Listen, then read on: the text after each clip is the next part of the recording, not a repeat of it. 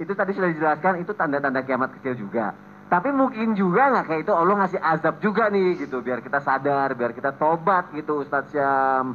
Mohon penjelasannya dong Ustadz. Siap, tabi guru-guru kami semua, Ustadz Maulana Mas Soni serta guru-guru kami yang dimuliakan Allah Subhanahu wa taala. Bismillahi masyaallah la yasuqul khaira illallah. Bismillahi masyaallah la yasrifu su'a illallah. Bismillahi masyaallah ma kana min ni'matin faminallah. Bismillahi masyaallah la haula wala quwwata illa billah.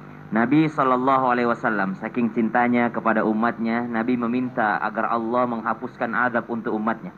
Lalu Nabi SAW meminta agar umatnya tidak diazab seperti umat-umat terdahulu. Allah pun mengabulkan doa baginda Nabi SAW. Allah tidak akan mengazab manusia dengan hujan batu sebagaimana umat terdahulu. Jatuhnya batu dari langit dihapuskan oleh Allah Subhanahu wa taala karena Allah mencintai baginda Nabi SAW. Kemudian Allah pun tidak menenggelamkan manusia, tidak ditelan bumi seperti Qarun pada masanya. Tetapi Allah Subhanahu wa taala tidak mengabulkan dua doa Nabi yang terakhir, yaitu ada dua azab yang masih menimpa kita. Dalam riwayat disebutkan, yaitu azab pertama adalah azab di mana perpecahan antar sesama umat Islam. Sekarang kita lihat banyak terjadi perpecahan yang sama-sama KTP-nya Islam, namun ternyata karena berbeda paham, akhirnya timbul perselisihan. Dan ini disebut sebagai azab yang ringan. Kemudian yang kedua terjadinya perdebatan antar sesama manusia. Ini juga disebut azab yang ringan. Tapi tidak jarang dari azab yang ringan ini menjadi azab yang besar.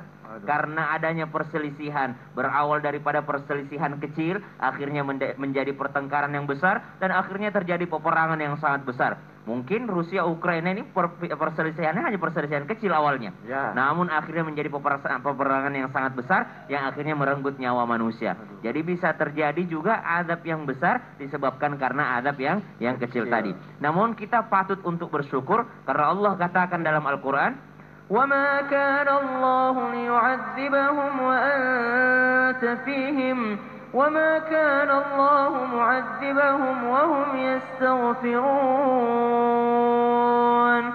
Dan tidaklah akan pernah diazab sedangkan engkau berada di antara mereka. Maksudnya Nabi Muhammad berada di antara kita dan Allah tidak akan pernah mengazab sedang di sana masih ada orang-orang yang beristighfar. Dua syaratnya agar tidak diazab. Satu, ada Nabi Muhammad bersama kita. Ada Nabi Muhammad gak sekarang bersama kita?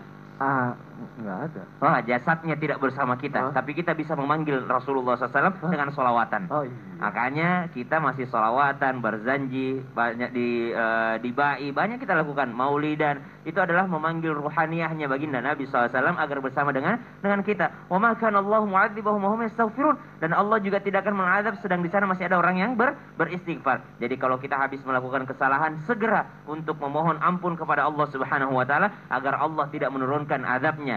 Jadi kalau kita merasakan apakah terjadinya bencana alam termasuk azab dari Allah, seandainya azab, biarlah Allah mengazab negara-negara yang mungkin zalim. Misal Israel zalim sama Palestina, biarlah Allah mengazab mereka. Kenapa Allah mesti memberikan gempa bumi kepada orang-orang Padang? Padahal orang-orang Padang adalah orang-orang yang beriman kepada Allah Subhanahu wa taala. Kenapa kok malah Suriah yang kena? Padahal di sana banyak ulama. Kenapa kok malah Mesir yang kena? Kenapa kok malah negara-negara Islam yang kena? Berarti bukan azabnya, tapi memang karena bencana alam yang memang seperti itu sudah menjadi suratan takdirnya Allah Subhanahu wa taala. Berarti tidak bisa dijudge itu azab atau tidak boleh. Kenapa tsunami di Aceh? Padahal di Aceh banyak penghafal Quran. Banyak penghafal Quran di Aceh.